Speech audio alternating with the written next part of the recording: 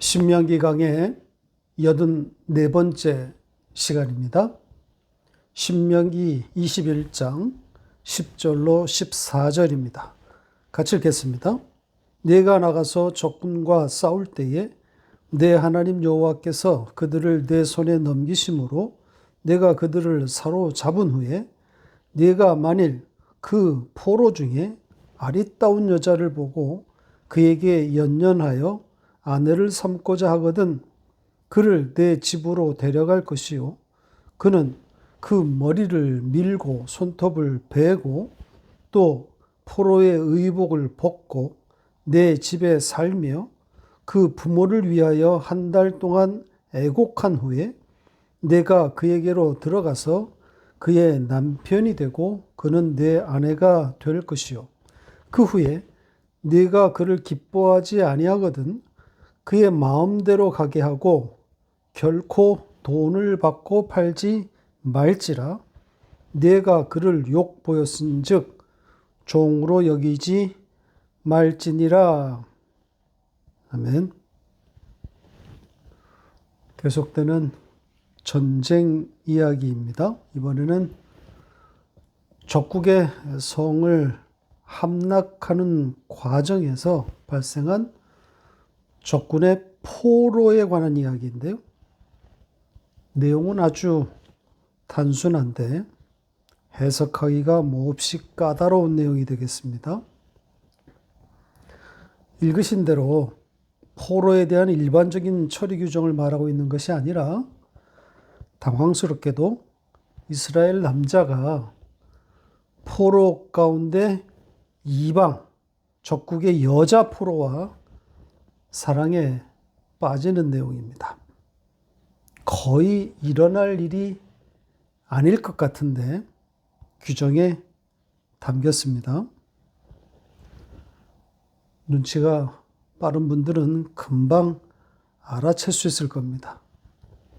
흔하지 않은 경우를 굳이 규정에 담았다. 아, 다르게 읽어야 하겠구나. 이렇게 말입니다. 계속 우리가 봐왔던, 접했던 일들 아니겠습니까?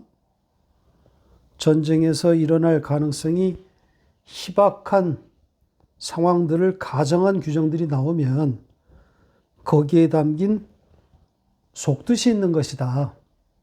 이런 겁니다. 오늘 이방 포로 여인을 아내로 맞는 이야기도 그렇게 접근해야 합니다. 이따가도 설명이 되겠지만 오늘 이야기를 있는 그대로 문자 그대로만 읽으면 난해하기 그지없고 황당하기까지 한 내용들이란 말이죠. 다 죽였어야 하는 대상들인데 사랑에 빠진다? 황당한 상황 아니겠습니까? 자, 그럼 먼저 내용부터 요약하고 그 후에 의미를 추적해 보도록 하겠습니다. 자, 하나님이 이스라엘에게 승리를 주어 적군의 성을 함락하게 되었을 때 당연히 포로가 발생합니다. 적군의 자발적인 투항에 의한 것이든 아니면 강제에 의한 것이든 패배한 족속은 당연히 포로가 되기 마련입니다. 자, 이럴 때 처벌, 일반적인 처벌 혹은 처리 규정은 어떻습니까? 앞에서 확인한 대로 포로에 대한 인도적 배려는 없습니다. 잔혹하게 싹 다 죽여버리는 것이었습니다. 하나님께서 정하신 규칙입니다. 그런데 오늘 이야기는 완전히 다른 이야기입니다. 보기에 따라서는 이미 정하신 규칙에 반하는 내용입니다. 죽이는 이야기가 아니라 살리는 내용이란 말이죠. 어떤 이야기인지 구체적으로 들어가 보겠습니다. 한 이스라엘 남자가 이방인 포로 중에 어떤 아리따운 처자를 보고 사랑에 빠진 경우를 가정하고 있습니다. 자, 그런데 원문은 가정법 문장을 사용하지 않고 그냥 평소문 완료형으로 표현했습니다. 그러니까 그런 일이 반드시 일어날 것이라는 것을 암시하고 있는 거죠. 이스라엘 남자가 포로가 된 이방인 여인의 아름다움을 보았고 그녀에게 반해 아내로 삼으려고 한다는 겁니다. 여기에 등장한 이스라엘 남자가 결혼한 적이 없는 총각인지 아니면 결혼한 자인데 첩으로 삼으려고 한 것인지 그것은 알 수 없습니다. 일단 총각이라 합시다. 첩으로 이방 여인을, 그것도 전쟁 중에서 첩으로 드린다고 하는 것은 상상하기가 좀 어렵습니다. 물론 전혀 불가능한 것이다, 이렇게 단정할 수는 없습니다. 아무튼 한 이스라엘 남자가 이방인 포로 여인에게 마음이 뺏겨서 아내로 드리려고 하는데 이때 어떻게 처리해야 하는가? 이 상황을 본문이 다루고 있습니다. 어떻게 하라고 합니까? 우리가 기대하는 것과는 달리 허락하라는 내용입니다.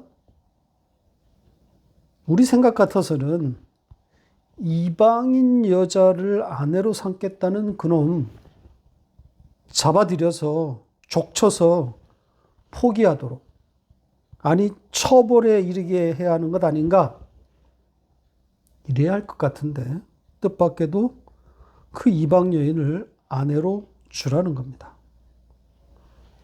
그리고는 그 여인을 아내로 맞아들이는 절차에 대해서 구구절절히 기록하고 있습니다. 좀 보죠. 어떻게 하라고 합니까? 제일 먼저 등장하는 내용이 머리를 밉니다. 그리고 이어서 손톱도 베라고 합니다. 이 손톱을 베라고 하는 이 부분은 좀 우리가 들여다볼 필요가 있을 것 같습니다. 손톱을 벤다, 손톱을 자른다는 거죠. 그런데 원문에 사용된 동사는 베다, 자르다 이런 뜻을 가진 단어가 아니고요. 무엇을 하다, 뭘 준비하다 이렇게 넓은 의미를 가진 단어입니다. 그리고 손톱이라고 했는데 이 단어도 성경에 딱 2번 등장한 흔치 않은 단어인데요. 손톱이라고 딱 특정할 수도 없습니다. 사전을 보면 끝, 뾰족한 것, 모서리 이렇게 나옵니다. 그러니까 손톱은 의역이라고 할 수 있는 거죠. 자, 이 단어가 사용된 다른 함정 좀 가서 보겠습니다. 예레미야서 17장 1절 같이 읽겠습니다. 유다의 죄는 금강석 끝 철필로 기록되되 그들의 마음판과 그들의 제단 뿔에 새겨졌거늘. 보시는 것처럼 여기서는 금강석의 끝, 그러니까 다이아몬드의 끝 이렇게 번역한 거죠. 뾰족한 모서리라는 겁니다. 따라서 그녀의 머리를 밀고 그녀의 뾰족한 그 모서리를 어떻게 해라 이런 겁니다. 지금 배라고 한 것도 의역이고 손톱도 의역이기 때문에 손톱을 베라는 것인지 아니면 발톱을 어떻게 하라는 것인지 아니면 신체의 어떤 다른 끝, 모서리를 잘 다듬으라는 것인지 특정할 수가 없습니다. 신체의 끝이 꼭 손톱만 있는 것은 아니란 말이죠.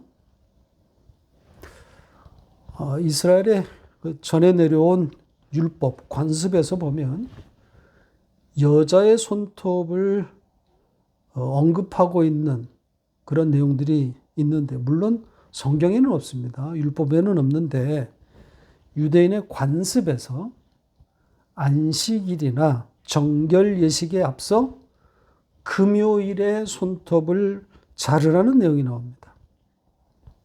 정결, 깨끗함의 의미를 담은 거겠죠. 우리 문화의 목욕제계와 같은 겁니다. 아마도 성경 번역자는 이런 관습에 의지해서 손톱을 베었다, 이렇게 의역한 것으로 보입니다. 머리도 밀고 손톱도 잘랐다. 새 남편을 맞기 위한 정결의 의미로 신체의 일부를 잘랐다는 거죠. 충분히 개연성이 있는 추측입니다. 그렇다고 성경의 번역을 이렇게 해석의 영역까지 확장하는 것은 잘못된 일입니다. 손톱으로 특정할 수 없는 문장인데 손톱이라고 하면 안 되는 거죠. 원문의 취지대로 신체의 일부 혹은 사전적인 뜻 그대로 몸의 일부 끝, 거기를 다듬었다, 준비했다, 이러면 되는 거란 말이죠. 이 정도 하고 넘어가죠. 이렇게 신체를 다듬은 후에 그 다음은 어떻게 하라고 합니까? 포로의 의복을 벗습니다. 포로의 의복, 포로로서의 옷이 따로 있는지는 알 수 없지만 포로 당시에 입었던 옷, 이렇게 하면 될 것 같습니다. 입었던 옷을 벗습니다. 그 다음은 남자의 집에 앉습니다. 우리 성경은 머문다고 했는데, 산다고 했는데 원뜻은 앉는다입니다. 너의 집에 그녀가 앉는다, 앉았다, 이런 겁니다. 그 다음에 이어지는 내용이 독특합니다. 어떻게 합니까? 한 달 동안 그녀는 자기의 아버지와 어머니를 향해 애곡을 합니다. 자, 한 달로 번역되어 있는데요.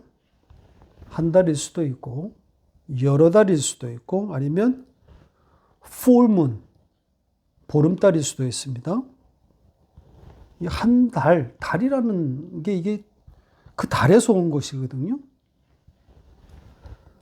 이따가 다시 설명이 더 될 수도 있겠지만, 한 달이든, 여러 달이든, 보름이든, 꽉 찬 시간이라는 의미가 담긴 겁니다. 그러니까 오랜 시간이라는 것보다는 충분하고 완전한 시간, 의미가 있는 시간, 그런 뉘앙스입니다. 그러니까 완전하게 애곡한다는 그런 의미입니다. 이런 절차가 끝나면 그때서야 이스라엘 남자가 그 여인을 아내로 맞이할 수 있습니다. 그런데 여기가 끝이 아닙니다. 단서 조항이 하나 더 붙어 있습니다. 이 부분도 참으로 이상한 내용인데요. 이스라엘 그 남자의 변심이 등장합니다. 그 여인의 아름다움에 반해 이런 복잡한 과정을 거쳐서 이방 여인을 아내로 맞이한 것인데, 그 여인이 더 이상 그에게 즐거움이 되지 못한다, 이런 이야기를 하고 있는 거죠. 자, 그럴 때는 어떻게 하라고 합니까? 이때도 허락입니다. 자, 이것도 우리 생각에는 좀 그놈한테 불이익을 주었으면 좋겠는데 아니란 말이죠. 본문에도 그런 표현이 나오지만 이 사람이 여인을 욕보였다, 이놈이 여자를 욕보였다, 이렇게 표현하지 않았습니까? 그런데도 남자에 대한 처벌 규정은 없어요. 마음이 바뀌어서 그 여인이 더 이상 즐거움이 아니면 버려도 되는 겁니다. 다만 몇 가지 조건만 지키면 뭐 어떤 불이익이나 처벌 없이 이혼이 허락되고 있습니다. 자, 그 조건은 이렇습니다. 자, 이렇게 돌려보내는 것인데 돈 받고 팔지 말아라. 그리고 종으로 여기지 말아라. 이게 다입니다. 노예가 아니라는 거죠. 더 이상 노예가 아니라는 거죠. 그 외에는 어떤 다른 조건도 달지 않았습니다. 자, 이런 내용들인데요. 난감합니다. 이제 우리가 가진 성경 문법으로 한번 접근을 시도해 보도록 하죠. 이것이 왜 복음인지를 설명해 보겠습니다. 우선 먼저 말씀드려야 할 주제가 하나 있습니다. 성경의 연속성, 즉 일관성에 대한 이야기입니다. 왜 성경은 일관되지 못한가? 왜 일관된 이야기를 하지 않고 있는가? 이런 주제입니다. 오늘 내용을 읽고 나서 누구나 이런 질문을 던지게 될 겁니다. 아니, 포로는 모조리 죽이라고 했는데 왜 이방인 포로와의 결혼 이런 이야기가 나오는가? 바로 앞장인 20장에서는 적군의 호흡이 있는 모든 것을 멸하라 이렇게 말하지 않았습니까? 이때 남자는 당연한 것이고 젖 먹는 아이까지 모조리 죽이라고 했단 말이죠. 그런데 어떻게 적군의 여인과 결혼이 허락된다는 겁니까? 이게 말이 됩니까? 모순 아닙니까? 지금 이 전쟁의 이야기들을 쭉 연결해서 읽으면 심각하게 충돌을 일으킵니다. 일관성이, 연속성이 깨지고 있단 말이죠. 이방인 포로를 다 죽이라는 겁니까? 아니면 살려서 노예로 삼으라는 겁니까? 일관성이 깨지고 있단 말이죠. 여기서는 죽여라, 저기서는 노예로 삼아라, 심지어는 눈에 드는 여인이 있으면 아내로 삼아도 된다. 어떻게 하라는 겁니까? 누구는 살려도, 누구는 죽이고. 일관성이 없지 않습니까? 이 지점을 성경을 비평하는 사람들이 가만히 두겠습니까? 좋은 먹잇감이 되는 거죠. 성경이 일관성도 없고 연속성도 없다. 성경의 오류라는 주제와 직결되는 사례가 되는 겁니다. 이것을 우리가 어떻게 방어할 수 있겠습니까? 쉬운 주제가 아닌 것은 분명합니다. 어떨 때는 죽이라고 했다가 어떨 때는 살려 노예로 삼으라고 하고. 자, 이 선택적 규정들 앞에서 당황할 수 있습니다. 저도 다 설명할 수는 없는데요. 그러나 지난번에도 말씀드렸듯이 하나님께서 이 규정들을 말씀하실 때 이스라엘에게 명령문의 형태로 전달하지 않았다는 점을 생각해 보셔야 합니다. 다 평서문들입니다. 그러니까 죽여라, 살려라 이게 아니라 죽는다, 죽게 될 것이다, 산다, 살게 될 것이다 이렇게 표현되어 있는 거죠. 하나님의 의지를 담았단 말입니다. 이스라엘대로 무엇을 하라고 하는 것이 아니란 말이죠. 왜 이렇게 표현했겠어요? 그 속뜻은 아마도 죽이라고 한들 또 살리라고 한들 이스라엘은 말을 들어먹지가 않습니다. 그리고 이스라엘이 이방 족속을 전멸하든 아니면 살려주든 사실 하나님에게는 아무 상관이 없습니다. 죽였다고 칭찬하고 살렸다고 벌하고 그렇게 접근하지 않습니다. 하나님의 관심은 그 이스라엘의 역사, 그 전쟁의 역사를 통해서 당신의 구원을 말하고자 함이란 말이죠. 구원이 무엇인지. 누가 어떻게 구원을 받게 되는 것인지를 담으려고 한 거란 말이죠. 그러니까 구원을 담는데, 구원을 설명하는데, 소개하는데 초점이 맞추어져 있습니다. 그래서 이 하나님의 관점을 놓치면 성경이 읽혀지지가 않습니다. 대신 인간의 논리가 그 자리를 대신하게 되는 거죠. 인간의 이성이 대번에 이런 논리적 모순을 치고 나오게 되는 거란 말입니다. 그래서 내게 납득되지 않는 이 모든 것, 이런 모순, 오류다. 하나님이라면 그럴 수가 없다. 논리적 모순이 없어야 한다. 이렇게 흘러가게 되는 겁니다. 그래서 인간에게 납득되어야 그런 신만이 진정한 신이다. 여기로 가게 되는 거죠. 오늘날의 신학이 다 여기에 있습니다.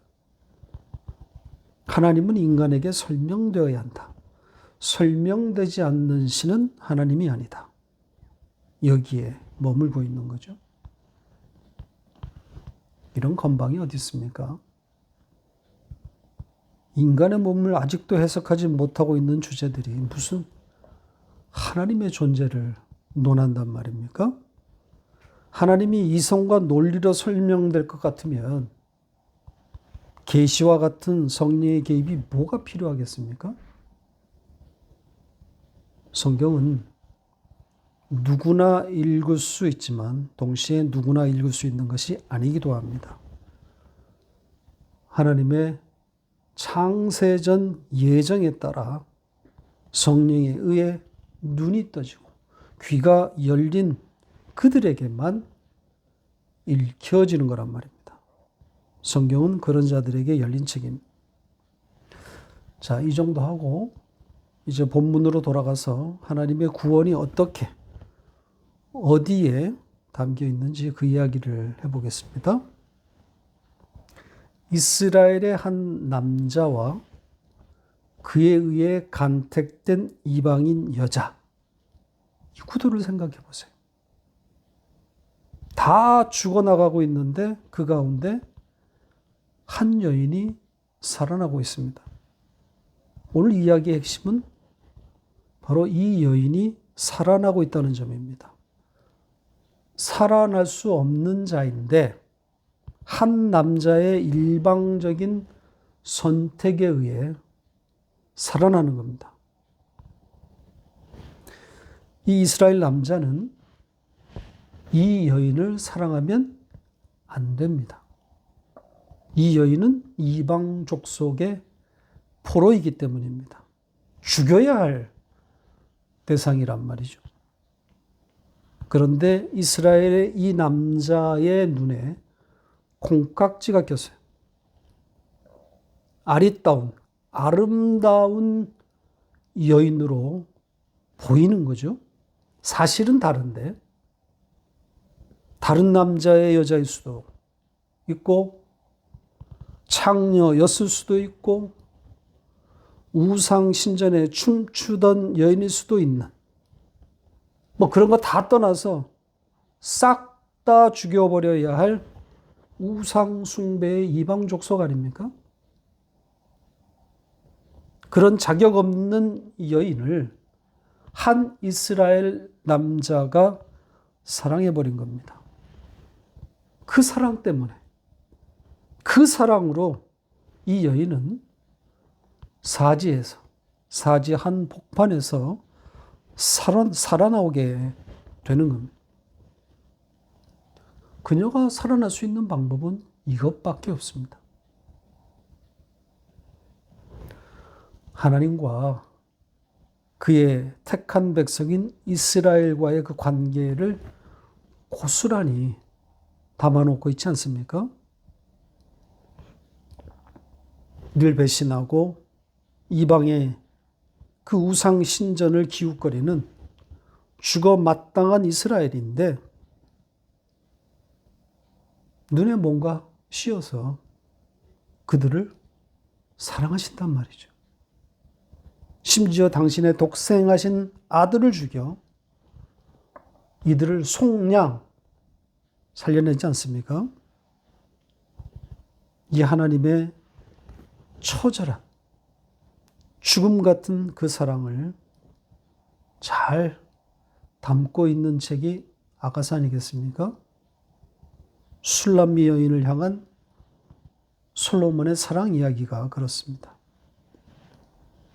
술람미 여인의 처지와 형편에 대해서 성경은 이렇게 쓰고 있습니다. 아가서 1장 5절 같이 읽겠습니다.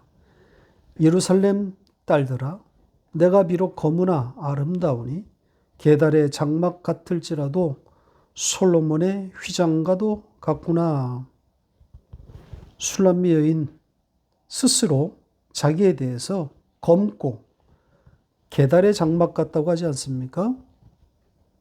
여기에 검다는 표현이 흑인임을 말한다는 주장도 있지만 꼭 그렇지 않더라도 뜨거운 태양 아래서 노동을 해야 했던 그녀의 처지를 담은 표현이면 틀림없고, 또 게달의 이 장막이라고 하는 표현에 자신의 볼품 없음을 담았습니다. 아름다움이라고는 찾아볼 수 없는 이 여인과 솔로몬이 사랑에 빠지는 건데요. 아가서 전체에 솔로몬의 이 여인에 대한 찬사, 그녀의 아름다움에 대한 노래로 가득하지 않습니까? 하나님의 이스라엘을 향한 사랑이 이렇다는 거잖아요. 아가서의 이 구조가 오늘 본문과 정확히 같은 그림입니다. 왕이 이방 여인과 사랑에 빠지는 그림이나 이스라엘 한 남자가 죽어야 할 이방 여자와 눈이 맞는 오늘의 그림이 그런 거죠. 하나님의 일방적이고 무조건적인 사랑이 잘 녹아들어 있습니다. 이렇게 이스라엘의 그 남자에 의해 선택이 되면 이제 신분 세탁이 이루어지게 되는데요. 완전히 다른 사람이 되는 겁니다. 두 부분으로 나누어서 설명해 보겠습니다. 하나는 신분이 세탁되는 과정을 먼저 보고, 마지막은 바뀌어진 신분에 대한 이야기를 해보겠습니다. 남자의 간택을 받은 여인은 여러 과정을 거쳐서 아내가 됩니다. 머리를 밀고 손톱을 자르고 포로의 옷을 벗고 남자의 집에 앉아 꽉 찬 기간 동안 아버지와 어머니를 향한 애곡을 한다고 했습니다. 남자의 집에 앉는 그 행위를 제외하고는 전부 이전의 과거의 행위들을 다 청산하고 있는 내용들입니다. 머리를 밀고 손톱을 자르고 포로의 옷을 벗고 죽은 아버지와 어머니를 애곡하는 이 모든 것들, 결국 과거를 벗어버리는 그런 의미의 행위들입니다. 옛것이 지나갔다는 의미가 되는 거겠죠. 과거의 자신, 더 이상 가나안 여자가 아니라는 겁니다. 이젠 그곳으로 돌아가지 못합니다. 그녀에게 새로운 터전이 생겼습니다. 이 새 남편이 되는 이 남자의 집에 있는 겁니다. 이전에 자기 집은 무너졌고 다 불타 없어졌습니다. 새 예루살렘으로 입성하고 있는 그림인 거죠. 살아난 자들만이 들어가는 그 성전으로 집을 옮긴 겁니다. 이전에 입었던 옷을 벗고 새 옷, 즉 예수라고 하는 새 의복에 덮여 하나님의 장막으로 들어온 겁니다. 자, 고린도후서 5장 17절 같이 읽겠습니다.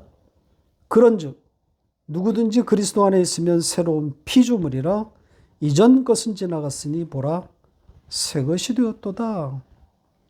그리스도라는 성전으로 들어왔고 그 안에 있으므로 새로운 피조물이 된 거죠. 이전 것, 옛 것은 다 지나갔고 새 것이 된 겁니다. 새 신랑을 맞이하는 겁니다. 이스라엘의 한 남자의 아내가 되는 겁니다. 여기에 자기의 의지는 하나도 개입되지 않습니다. 일방적으로 간택된 것이고 그에 따라 일사천리로 졸지의 한 남자의 신부가 된 거란 말입니다. 전형적인 구원의 패턴 아닙니까? 구원은 이런 거란 말이죠. 이렇게 신분이 말끔하게 세탁되는 것인데 이 신분의 변화를 다시 한번 강화시키는 내용이 마지막 내용입니다. 신랑의 마음이 변해서 여인을 버리려 하면 어떻게 하라는 그런 규정입니다. 자, 돈을 받고 팔거나 종으로 여기지 말라 그랬죠? 더 이상 종이 아니라는 선언입니다. 자, 이 부분을 가지고 얼마든지 딴지를 걸 수 있습니다. 특히 신랑의 마음이 변심했다. 마음이 바뀌었다는 부분입니다. 아까 제가 장황하게 설명했던 바로 그 일관성이 또 무너지는 그런 내용 아닙니까? 제가 조금 전에 이방인 그 여인을 보고 사랑에 빠진 이스라엘의 한 남자를 그 사랑을 하나님의 사랑이다. 이렇게 해석했는데 지금 그 이스라엘 남자가 변심해서 여자를 버리고 있단 말입니다. 변심. 무슨 하나님의 사랑이 이렇게 변덕이란 말입니까? 반문할 수 있죠.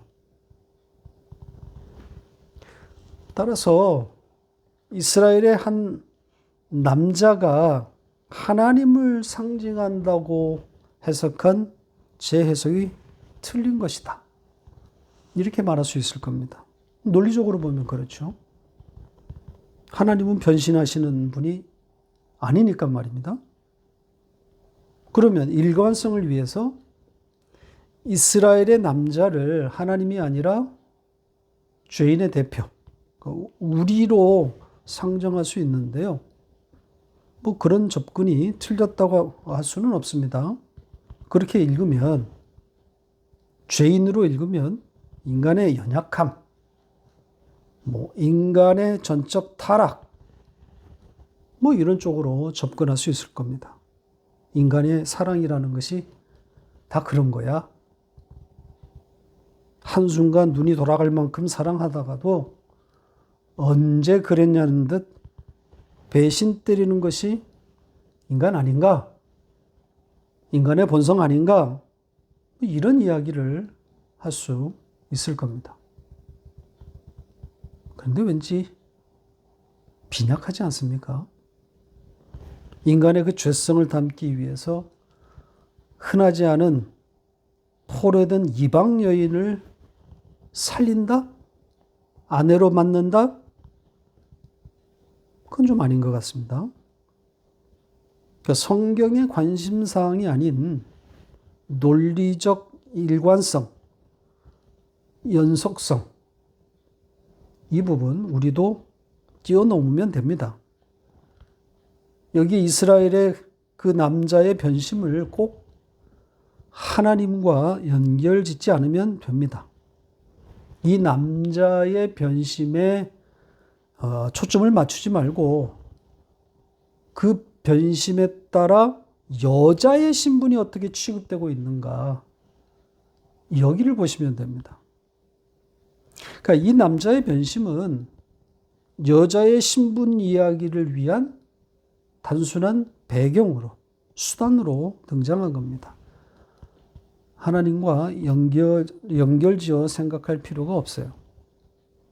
그러니까 여자의 신분이 완전히 바뀌었음을 강조하기 위해서 남자의 변심이 동원되었을 뿐입니다. 이방인 여인이 아무리 이스라엘 남자와 결혼했었다 할지라도 버림받으면 다시 노예 신분으로 돌아가는 게 일반적인 예입니다. 그래서 이스라엘 남자와 이방인 여자가 결혼해도 그 사이에서 태어난 자식 여전히 이방인 취급을 받는 거거든요. 그런데 그렇게 하지 말라는 겁니다. 적어도 여기서는 말입니다. 그러니까 이것도 일관성이 깨지는 이야기란 말이죠.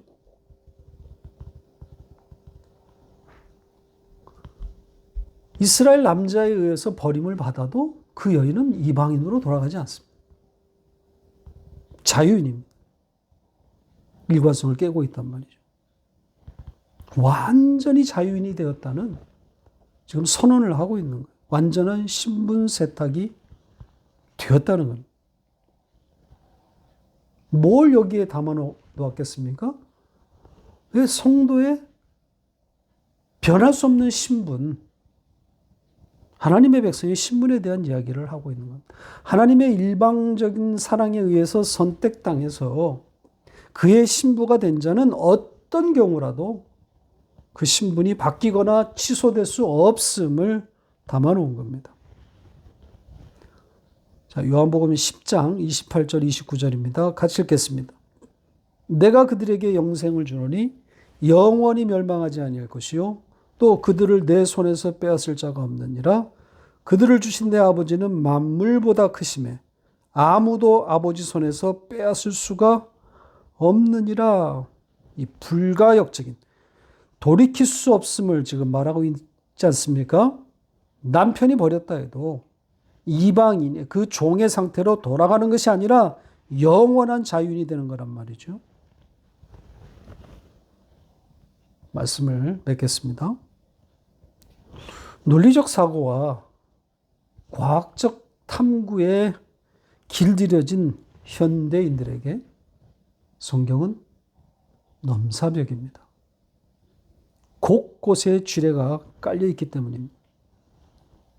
기적, 비인도적 잔혹성, 비논리적 비약, 비과학성 내지는 반과학성, 넘기 힘든 허들 천지입니다.